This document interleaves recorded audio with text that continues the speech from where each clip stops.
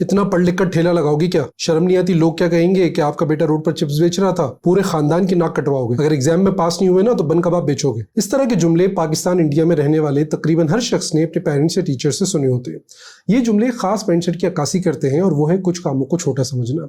मसलन सब्जियां बेचना, फ्रूट्स का स्टॉल लगा लेना, मोची का काम करना, इलेक्ट्रिशियन प्लम्बिंग का काम करना, सफाई सुथराई का काम करना वगैरह वगैरह। पाकिस्तान से बाहर जाने वाला शख्स दूसरे मुल्क में जाके वेटर का काम भी कर लेगा, पियोन का काम भी कर लेगा, झाड़ू भी लगा लेगा, सब्जी भी बेच लेगा, फ्रूट भी बेच लेगा।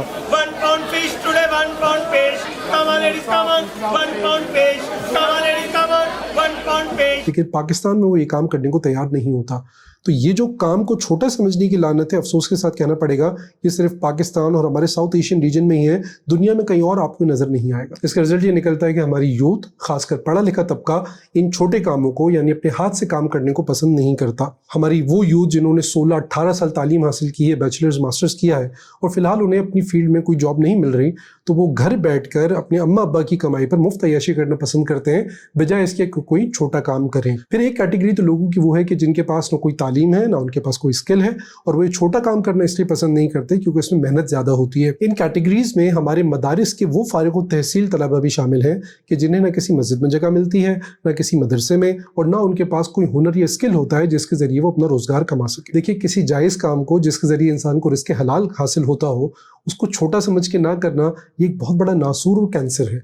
ये एक ऐसा कैंसर है जो सिर्फ एक इंडिविजुअल को नहीं बल्कि पूरे ख़ानदान को, इंसान की अज़दवाजी ज़िंदगी को और पूरे माशरे को मुतासर करता है। इंडिविजुअल लेवल पर इसका सबसे बड़ा इम्पैक्ट ये ज़ाहिर होता है कि इंसान से सेल्फ डिपेंडेंसी यानी खुद इन्हिसारी ख़त्म हो जाती है। पहले तो इंसान अपने वालिदैन और बड़े भाई बहनों की तरफ देखता रहता है, फिर एक वक्त आता है कि जब वो मदद करना बंद कर देते हैं तो इंसान फिर अपने दोस्तों, रिश्तेदारों, बाहर के लोगों की तरफ वो उम्मीद भरी निगाहों से देख रहा होता है।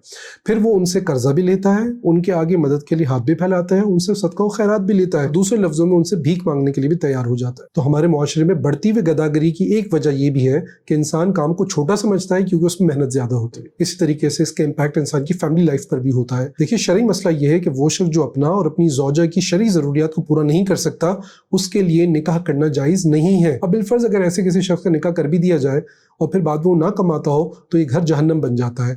आए दिन के लड़ाई झगड़े, चीख पुकार, बात तलाक तक पहुंच जाती है, एक्स्ट्रा मैरिटल अफेयर्स भी होते हैं, अल्लाह ताला की नाशुक्री भी होती है, अल्लाह की रहमत से मायूसी भी होती है, और फिर ये चीज़ें खुदकुशी और कुफ्र तक भी इंसान को ले जाती है। और नेशनल लेवल पर तो इसका इम्पैक्ट बहुत ही मैसिव होता है। देखिए, जो शख्स अपने हाथ से काम कर रहा होता है, कोई तिजारत कर रहा है, कोई सर्विसेज पेश कर रहा है, तो अपने आप को भी फ़ायदा पहुंचा रहा होता है, अपने घर वालों को भी फ़ायदा पहुंचाता है और मुल्क और मिल्लत की भी खिदमत करता है। अब देखिए ना, मुझे अगर कोई चीज़ खरीदनी है खाने पीने की तो मैं जनरल स्टोर, सुपर स्टोर पर जाऊँगा।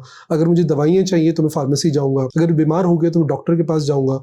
अगर ये तमाम लोग ना हो तो हमारा मुआशरा चल नहीं सकता। तो हमें मुख्तलिफ स्किल्ड लोगों की भी ज़रूरत है और ताजिरों की भी ज़रूरत है। तो इसलिए जो शख्स ये काम कर रहा होता है तो मुल्क को, कौम की खिदमत कर रहा होता है। Opposite to that person who is not doing anything, जो घर पे मुफ्त बैठ के रोटियां तोड़ रहा है, तो वो मुल्क और कौम की खिदमत में कोई किरदार अदा नहीं कर रहा। सिर्फ ये नहीं है बल्कि नुकसान यूँ भी पहुँचाता है कि वो ज़कात, खैरात, सदक़ात जिसके मुस्तहक़ीन वाकई मजबूर और गरीब लोग होते हैं, ये उन सदक़ात और खैरात को भी खा रहा होता है। अब मिसाल के तौर पर पाकिस्तान में अगर सिर्फ 50 लाख लोग ऐसे हैं जो मुफ्तखोरी कर रहे हैं और रोज़ाना ये सिर्फ 500 रुपये ज़कात, अतियात या सदक़ात की मद में ले लेते हैं और अपने ऊपर खर्च करते हैं, तो आप जानते हैं कि रोज़ाना मुल्क को कितना नुकसान पहुंचा रहे हैं। 2.5 अरब रुपए यौमिया रोज़ाना ये नुकसान पहुंचा रहे हैं। इस 2.5 अरब को ज़रा आप 30 से मल्टीप्लाई करें तो ये 75 अरब रुपए बनता है। इस 75 को अगर आप पूरे साल पर ले जाएं, इसको 12 से मल्टीप्लाई करें, so that is 900 Arab rupees, 900 अरब रुपए का नुकसान ये पूरे साल में हमारे मुल्क को पहुंचाते हैं, जो कि हमारे एजुकेशन बजट के भी तकरीबन 3 गुना। एक शख्स हुजूर अकरम सल्लल्लाहु अलैहि वसल्लम के पास आया और उसने आपसे कुछ मांगा, तो आप सल्लल्लाहु अलैहि वसल्लम ने उससे पूछा कि तुम्हारे पास घर में कुछ है? तो उसने कहा, जी या रसूलुल्लाह सल्लल्लाहु अलैहि वसल्लम, एक कंबल है जिसको हम बिछा भी लेते हैं और उसको अपने ऊपर ओढ़ भी लेते हैं, और एक प्याला है। तो आप सल्लल्लाहु अलैहि वसल्लम ने इरशाद फरमाया कि उसे ले आओ। तो वो साहब अपने घर जाते हैं और वो दोनों चीज़ें लाके बारगाह रिसालत में पेश कर देते हैं। तो आप सल्लल्लाहु अलैहि वसल्लम उसको वहाँ पर ऑक्शन करते हैं कि इसको कौन खरीदेगा। तो एक सहाबी 1 दिरहम उसकी कीमत लगाते हैं। आप सल्लल्लाहु अलैहि वसल्लम फरमाते हैं कि इसको कौन बढ़ाएगा। तो फिर एक सहाबी 2 दिरहम की कीमत लगाते हैं। तो आप सल्लल्लाहु अलैहि वसल्लम वो चीज़ों को बेच देते हैं।